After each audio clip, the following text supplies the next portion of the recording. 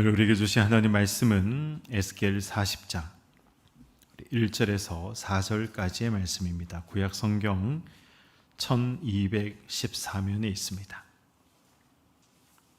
에스겔 40장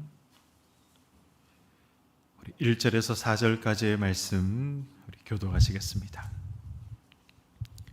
우리가 사로잡힌 지 25째 해 성이 함락된 후 14째 해 첫째 달 10째 날에 곧 그날에 여호와의 권능이 내게 임하여 나를 데리고 이스라엘 땅으로 가시되 하나님의 이상 중에 나를 데리고 이스라엘 땅에 이르러 나를 매우 높은 산 위에 내려 놓으시는데 거기에서 남으로 향하여 성읍 것이 있더라. 나를 데리시고 거기에 이르시니 모양이 녹같이 빛난 사람 하나가 손에 삼줄과 측량하는 장대를 가지고 문에 서 있더니 그 사람이 내게 이르되 인자야 내가 내게 보이는 그것을 눈으로 보고 귀로 들으며 내 마음으로 생각할지어다. 내가 이것을 내게 보이려고 이리로 데리고 왔나니 너는 본 것을 다 이스라엘 족속에게 전할지어다 하더라. 아멘. 에스겔 40장 이 말씀, 특별히 이제 40장부터 43장까지의 말씀은 참 읽으면 난해하다라고 생각되는 그러한 말씀들이 기록이 되어 있습니다. 40장부터 43장까지의 말씀, 특별히 이제 소 제목들이 쭉 달려 있습니다. 그런 이제 소 제목들을 이렇게 보시면 어떤 내용들이 이제 기록되어 있습니까?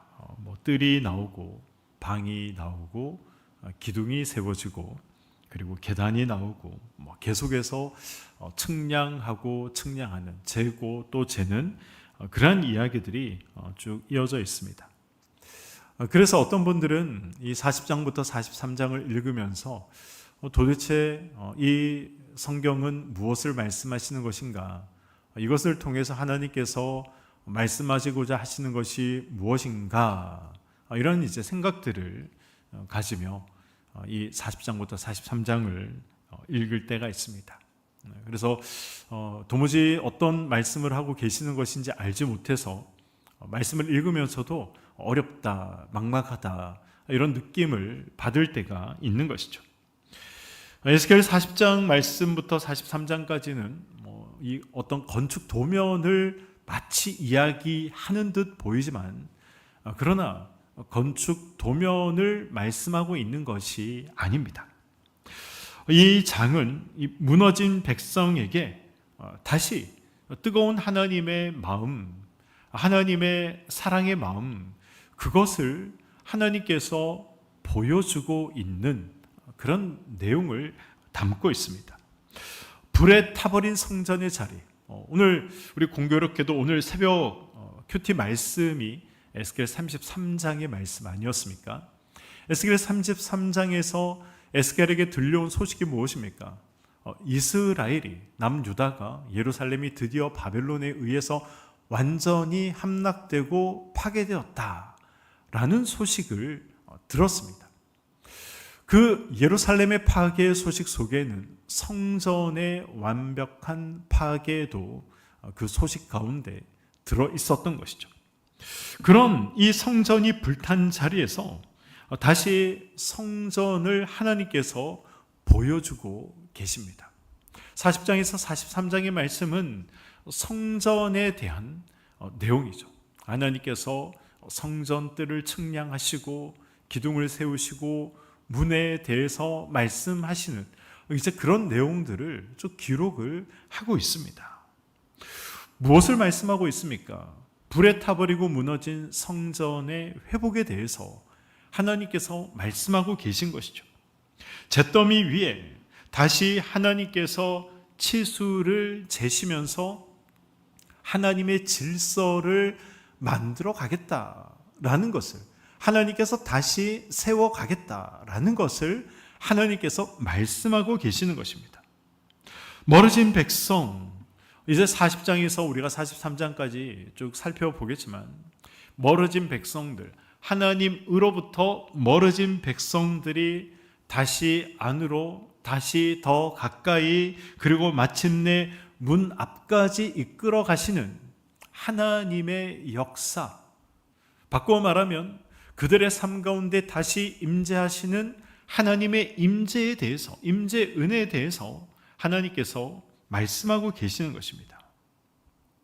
이스라엘 백성들에게 예루살렘 성이 파괴되고, 그리고 그 성 안에 세워져 있던 성전이 파괴되는 것은 단순히 삶의 터전, 그리고 눈에 보이는 건물, 그들이 제사를 드렸던, 예배를 드렸던 건물이 파괴되었다, 그 정도의 의미만 담고 있는 것이 아닙니다. 삶의 중심뿐만 아니라 그들의 영적인 중심, 구원의 중심이 무너진 사건이었습니다. 제가 한번 말씀드렸지만 이스라엘 백성들에게 성전이라는 것은 굉장히 중요한 장소였습니다. 왜 중요합니까? 물론 하나님의 임재를 상징하는 곳이기 때문에 중요하기도 했지만, 그러나 성전에서는 무엇이 일어나고 있었습니까? 제사가 있었습니다. 제사라는 것은 무엇입니까? 자신들이 범한 죄를 하나님 앞에서 사함받기 위해서 희생의 제물을 하나님 앞에 드리면서 자신의 죄를 용서함 받는 것, 사함 받는 것, 그것이 제사 아니겠습니까? 그런 제사가 바로 이 광야에서는 성막에서, 그리고 성전이 세워지기 전에는 성막에서 일어났었던 것이고, 그리고 성전이 세워진 후로는 성전에서 이제 그런 제사들이 일어나고 있었던 것이죠. 그런데 그러한 성전이 파괴되었다라는 것은 제사를 더 이상 지낼 수 없게 되었다라는 것이고, 제사를 더 이상 지낼 수 없게 되었다라는 것은 그들의 죄를 사함받을 수 있는 길이 이제 막혀버렸다라는 의미가 되는 것입니다. 죄를 사함받을 수 있는 의미가 막혀버렸다. 바꿔 말하면 어떤 의미가 되는 것입니까? 이제 구원받을 수 있는 길이 막혀버렸다라는 의미가 되는 것입니다. 그래서 이스라엘 백성들에게 성전이 파괴되었다라는 것은 이제 우리가 구원받을 수 있는 통로가 사라진 것이다 라고 이스라엘 백성들은 생각을 하게 되었던 것이죠. 그래서 이 성전의 파괴는 단순히 건물이 무너졌다라는 것이 아니라 구원의 통로가 막혀버렸다, 이제 더 이상 우리는 구원받을 수 없게 되었다, 이런 의미가 성전 파괴 속에 담겨져 있었던 것입니다. 그래서 그들의 마음속에는 이런 생각이 있었던 것이죠. 하나님께서 우리를 이제 버리셨는가? 이제 우리와 더 이상 함께 하지 아니하시는가? 우리는 다시 회복될 수 있는가? 이런 질문들, 이런 고민들이 그들의 가슴을 꽉 누르고 있었던 것입니다. 그런데 바로 그때 하나님께서 다시 이스라엘 백성들에게 보여주고 계신 것이죠. 사람이 무너질 때 여러분 제일 먼저 잃어버리는 것이 무엇입니까?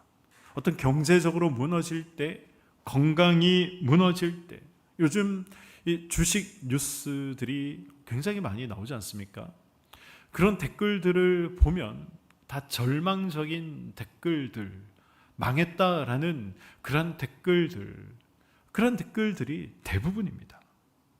돈 때문에 우리가 무너질 수 있습니다. 경제적인 형편 때문에 무너질 수 있고, 건강 때문에 무너질 수 있고, 사람 때문에 무너질 수 있고, 직장과 사업과 하는 일 때문에 우리는 무너질 수 있습니다. 그런데 그런 무너짐을 우리가 더 깊이 한번 들여다보면, 사람이 정말 무너질 때 우리가 잃어버리는 것은 우리 보는 눈, 시선, 우리의 시각, 그것을 우리가 잃어버릴 때가 많이 있음을 우리는 발견할 수 있습니다. 내일이 보이지 않습니다. 다시 좋아질 것 같지 않다라는 생각이 우리를 사로잡습니다. 기도해도 그다지 좋아질 것 같지 않고, 기도해도 그다지 해결될 것 같지 않다라는 생각들이 이제 우리의 마음을 사로잡기 시작하는 것이죠. 예배를 드려도, 말씀을 들어도 이제 회복의 기대가 생기지 않습니다. 왜 그렇습니까? 사람은 상처라는 것을 오래 붙들고 있으면 있을수록 상처만 더 크게 보이게 되는 것이죠. 죄책감, 이 죄를 오래 붙들고 있으면 있을수록 이 부끄러운 자기 모습만 더 크게 보이는 것입니다. 문제를 오래 바라보면 바라볼수록 어떻게 됩니까? 문제만 더 크게 보이는 것입니다. 칼 바르트라는 굉장히 유명한 신학자가 있습니다. 물론 저는 이 칼 바르트의 신학을 따르지는 않습니다. 우리 교단의 신학과 또 이 보수적인 입장에 서 있는 그런 이제 신학적 관점에서는 칼 바르트의 신학은 자유주의 신학을 대표하는 신학자이기 때문에 이 칼 바르트의 신학을 우리가 수용할 수는 없습니다. 그러나 그가 했던 말 중에 이 굉장히 유명한 말이 있습니다. 그리스도인은 한 손에는 성경을, 한 손에는 신문을 들고 있어야 한다. 저는 이 칼바르트가 한 이 말에 절대적으로 공감합니다. 무슨 말입니까? 우리가 세상을 살아가는데, 우리가 이 세상을 살아가면서 세상의 현실을 눈 감지 않아야 한다는 것이죠. 한 손에는 성경을, 한 손에는 신문을 들고 있어야 된다. 그 말은 세상을, 현실을 우리가 성경을 통해 볼 수 있어야 한다. 그런 의미를 담고 있는 것입니다. 믿음이라는 것은, 신앙이라는 것은 결단코 현실을 외면하지 않습니다. 현실을 못 본 척 하는 것이 믿음도 아니고 신앙도 아닙니다. 신앙이란 무엇입니까?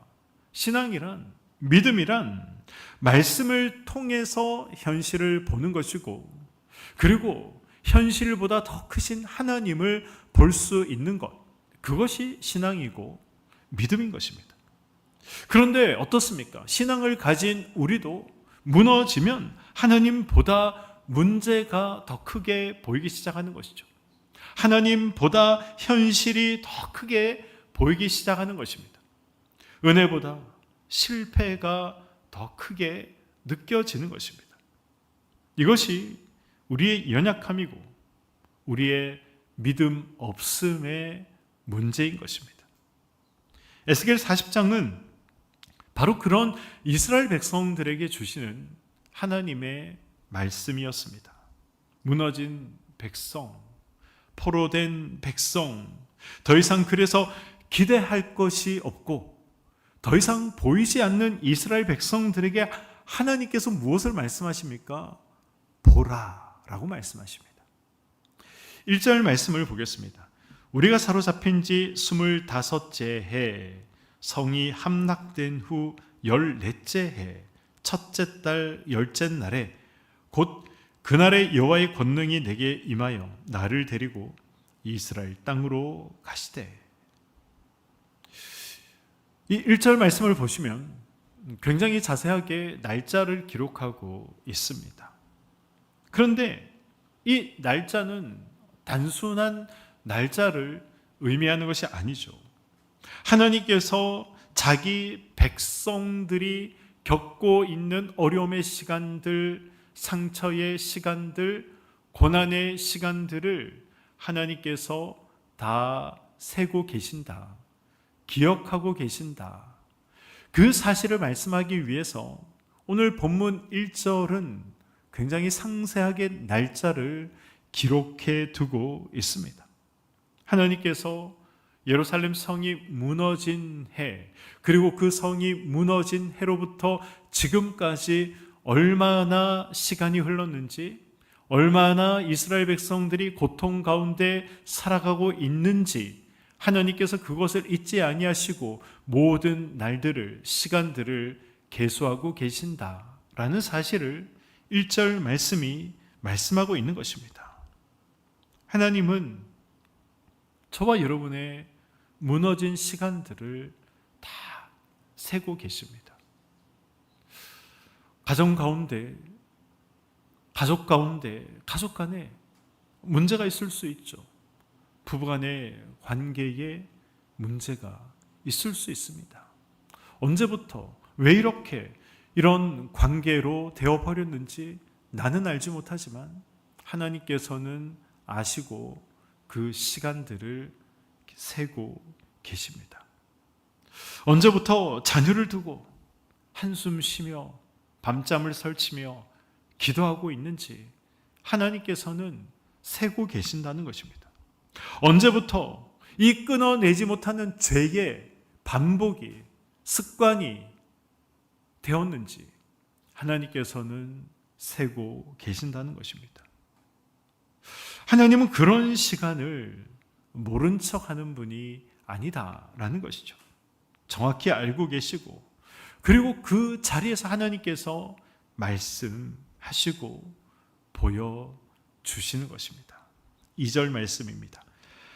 하나님의 이상 중에 나를 데리고 이스라엘 땅에 이르러 나를 매우 높은 산 위에 내려놓으시는데 거기에서 나무로 향하여 성읍 형상 같은 것이 있더라. 에스겔이 지금 끌려온 곳, 잡혀온 곳, 그래서 에스겔서를 기록하고 있고 이스라엘 백성들을 향해 말하고 있는 장소가 어디입니까? 바빌론이죠. 바빌론으로 끌려왔고 바빌론에서 에스겔을 쓰고 있고 바빌론에서 이스라엘 백성들을 향해서 하나님의 말씀을 선포하고 있었습니다. 그런데 하나님은 지금 그의 시선을 바벨론에 묶어두지 않으시고 높은 산으로 데려가셨다라고 말씀하고 있습니다. 그리고 바빌론 이 높은 산에서 에스겔이 무엇을 봅니까? 성읍의 형상 같은 것을 보았다라고 기록하고 있습니다. 이 성읍의 형상, 여기는 예루살렘을 말하는 것이죠. 2절 말씀에서 눈여겨봐야 할 사실은 신비하게 바벨론에 있던 사람이 다른 장소로 옮겨졌다. 물론 이것도 신비한 일이지만 그러나 여기에서 정작 우리가 초점을 맞춰야 하고 중요하게 생각하는 것은 장소의 변화가 아니라 시선의 변화라는 것을 기억할 필요가 있습니다. 현실은 아무것도 바뀌지 않았습니다. 여전히 바벨론의 포로로 끌려와 있었고 여전히 나라는 멸망했고 여전히 예루살렘은 파괴된 채 성전은 파괴된 채 있었습니다. 포로 생활이 끝난 것도 아니었습니다. 그런데 하나님은 먼저 에스겔에게 보는 방식을 바꾸어 주셨습니다. 이것이 중요하죠. 왜 그렇습니까?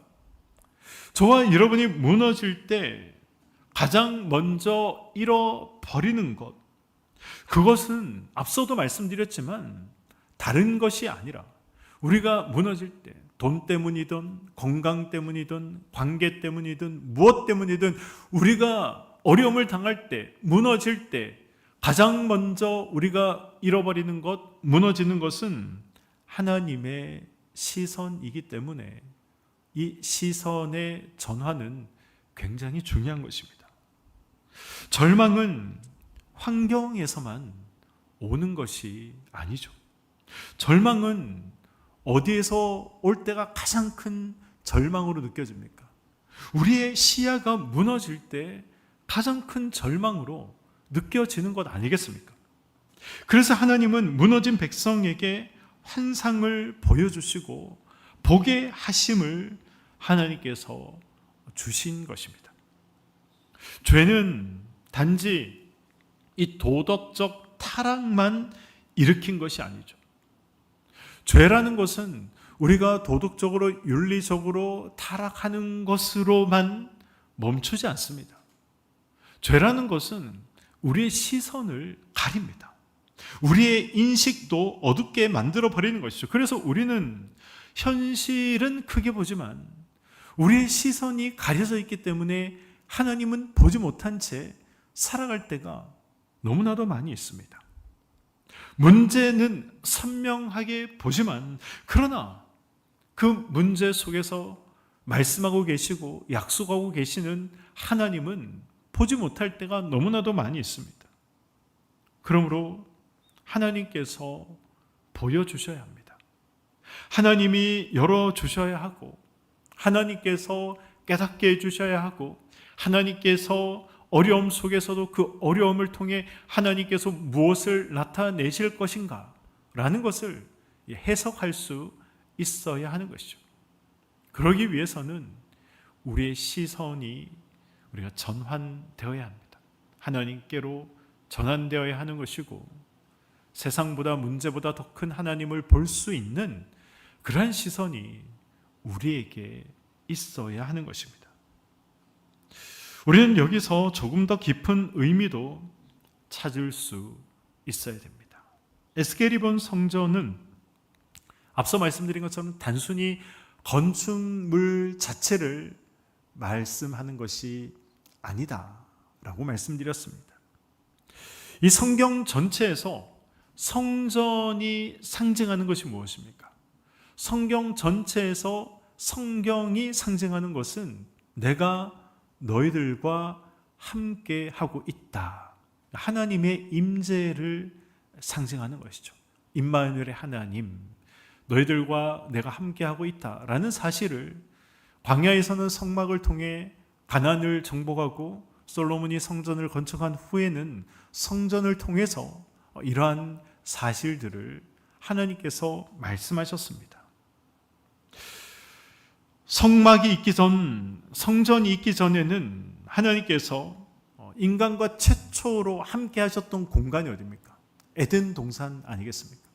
그 에덴 동산에서는 특별한 어떤 장소가 아니라 성막이 있어야, 성전이 있어야 하나님께서 우리와 함께 하신다는 사실을 알았던 것이 아니라 모든 곳에서 편재하시고 편만하신 하나님의 임재를 아담과 하와가 죄를 범하기 전에는 알고 있었고 느낄 수 있었고 경험할 수 있었습니다.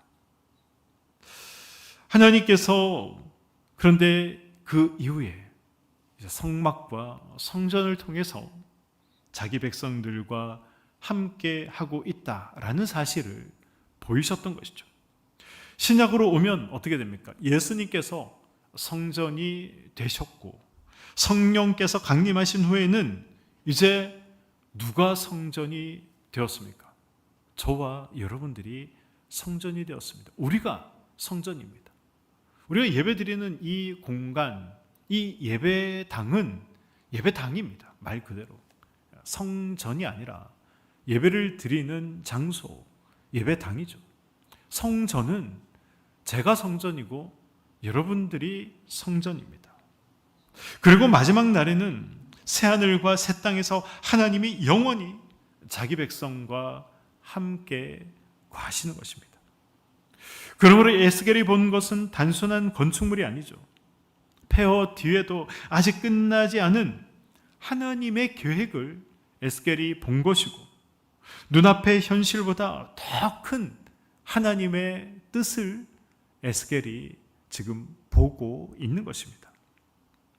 창세기 22장을 보시면 아브라함이 이삭을 모리아산에서 바치는 사건, 유명한 사건이 기록이 되어 있습니다.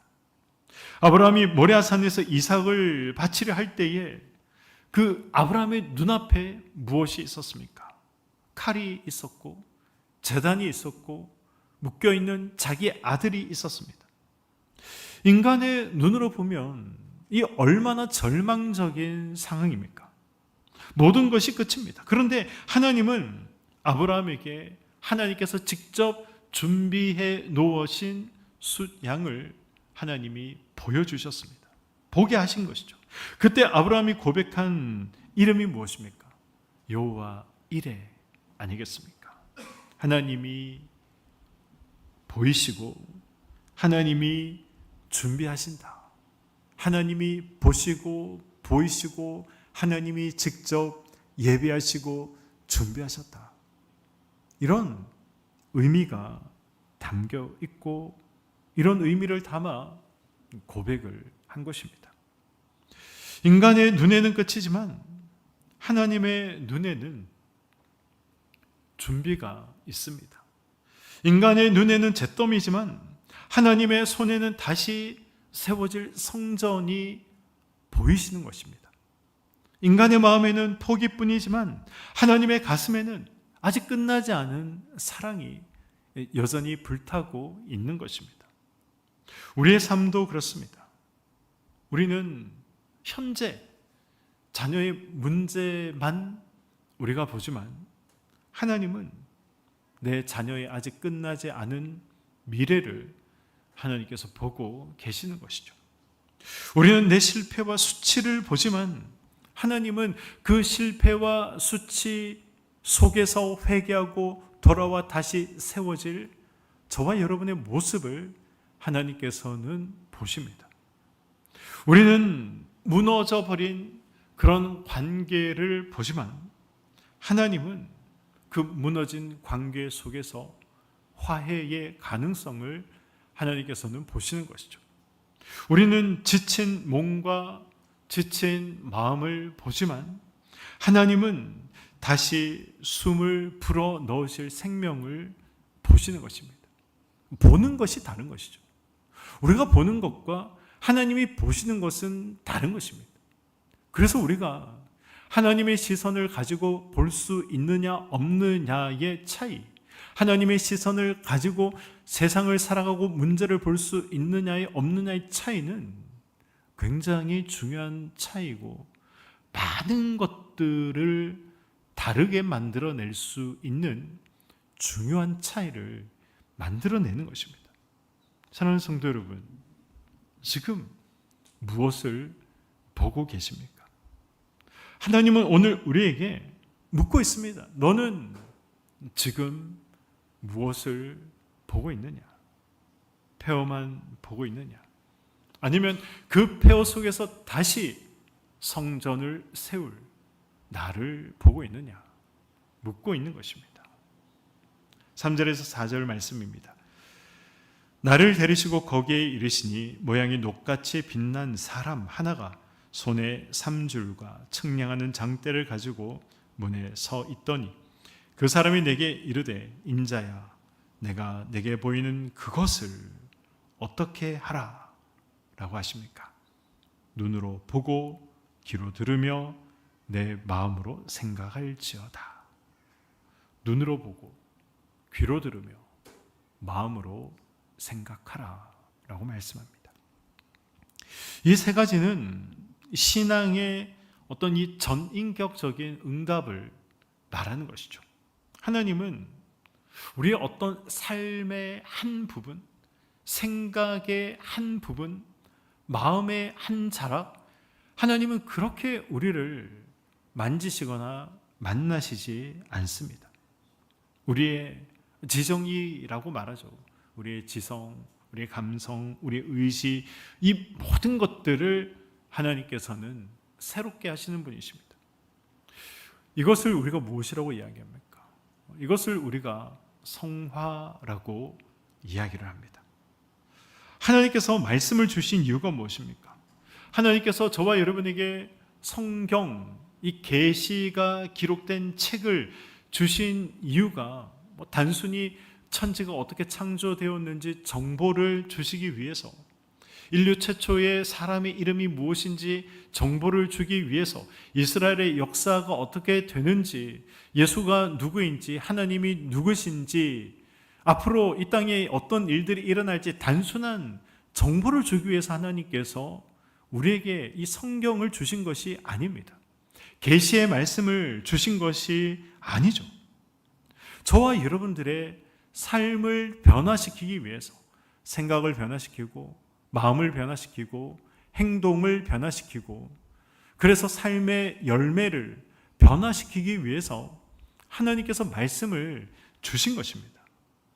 순종하며 살라고 주신 것이죠. 하나님은 에스겔에게 대충 봐라, 그렇게 하나님께서 말씀하지 않으셨습니다. 집중해서 봐라, 깊이 들어라, 마음에 새겨라. 지금 그렇게 하나님이 말씀하고 계십니다. 왜냐하면 하나님이 보여주시는 것은 단순한 지식만 전달하는, 정보만 전달하는 말씀이 아니기 때문에 그렇습니다. 삶의 방향을 바꾸고 시선의 변화를 이끌어내는 그런 계시의 말씀이기 때문에 그런 것이죠. 민수기 21장을 보시면 이 광야에서 이스라엘 백성들이 불뱀에 물려 고통 속에서 죽어가는 그런 모습이 기록이 되어 있습니다. 그때 하나님께서 어떻게 하십니까? 놋뱀을 만들어 이 장대에 달아매라, 세워라 라고 말씀하십니다. 그리고 바라보는 자마다 하나님께서 살게 하셨던 것이죠. 그것은 하나님이 주신 이 구원의 이 표징을 믿음으로 바라보느냐, 바라보지 않느냐의 문제였습니다. 시선의 방향을 어디에 두느냐, 이것의 문제였던 것이죠. 예수님은 요한복음 3장에 보시면 이 사건을 이제 예수님 자신과 연결시켜서 말씀하십니다. 예수님께서 말씀하시죠. 모세가 광야에서 뱀을 든 것 같이 인자도 들려야 하리니 라고 말씀하십니다. 결국 저와 여러분들이 보아야 할 것은 무엇입니까? 저와 여러분들이 보아야 할 것은 십자가에 달리신 예수 그리스도를 보아야 하는 것이다. 그래야 살 수 있다라는 것을 말씀하고 있는 것입니다. 여러분, 세상을 오래 보면 불안만 커지게 되어 있습니다. 세상에서 들려오는 소식 중에 좋은 소식이 얼마나 있습니까? 우리에게 평안을 주는 소식이 얼마나 있습니까? 그래서 우리가 세상만 보면 두려움만 커지게 되는 것이죠. 사람만 보면 실망만 깊어지는 것입니다. 자기 자신만 오래 보면 여러분 낙심하게 되어 있습니다. 그러나 십자가를 오래 보면 무엇이 보입니까? 십자가를 보면 볼수록 용서가 보이는 것이죠. 십자가를 보면 볼수록 소망이 보이는 것이고, 십자가를 보면 볼수록 생명이 보이는 것입니다. 하나님의 약속을 오래 보면 여러분 다시 일어날 힘이 생기는 것입니다. 결국 무엇을 보느냐, 무엇을 오래 보고 있느냐, 그 사람의 영혼은 바로 무엇을 보느냐, 무엇을 오래 보느냐, 그것으로 채워지는 것이고 결정되는 것입니다. 오늘 말씀을 맺도록 하겠습니다. 에스겔 40장, 오늘 본문 1절에서 4절은 이제 40장부터 43장까지의 내용을 시작하는 그런 말씀입니다. 하나님은 먼저 이스라엘 백성들에게, 아니 에스겔에게 일어나서 일을 해라, 측량해라, 그리고 뛰어가서 기둥을 세워라, 뜰을 만들어라, 이렇게 하나님께서 말씀하지 않으셨습니다. 먼저 하나님께서 무엇을 하십니까? 보게 하셨습니다. 왜 그렇습니까? 보지 못하면 회복은 시작되지 않기 때문에 그런 것이죠. 현실만 보다가 혹시 믿음이 식어버린 분이 계십니까? 문제만 보다가 주님을 볼 힘을 잃어버린 분이 계십니까? 하나님이 오늘 밤 다시 보여주시기를 기도하시기 바랍니다. 하나님께서 보여주시면 여러분 바벨론에서도 소망은 열리게 되는 것입니다. 하나님이 보여주시면 무너진 가정에서도 기도의 불씨는 다시 살아나는 것이고, 하나님이 보여주시면 메마른 영혼에서도 예배의 눈물이 일어나는 것이고, 하나님이 보여주시면 실패의 자리가 회복과 감사의 출발점이 얼마든지 될 수 있는 것입니다. 하나님께서 이 말씀을 통해서 저와 여러분들의 시선, 시각, 시야를 새롭게 해 주시기를 소망합니다. 무너진 영혼마다, 그래서 다시 우리가 소망의 성전을 바라볼 수 있기를, 상처와 절망에 갇힌 심령마다 그리스도의 십자가와 부활의 영광을 우리가 다시 볼 수 있기를, 우리의 가정과 교회와 삶의 자리마다 하나님의 임재가 다시 중심이 되고 하나님의 은혜를 다시 볼 수 있기를 소망합니다. 그래서 우리가 말씀 가운데 귀가 열리고 순종 가운데 삶이 새로워지고, 그런 우리의 삶을 통해서 또 우리의 시선이 새롭게 열리고 변화되는 이 은혜가 오늘 이 밤 저와 여러분의 삶 가운데, 가정 가운데, 또 우리 교회 가운데 있기를 주님의 이름으로 간절히 축원드립니다. 아멘.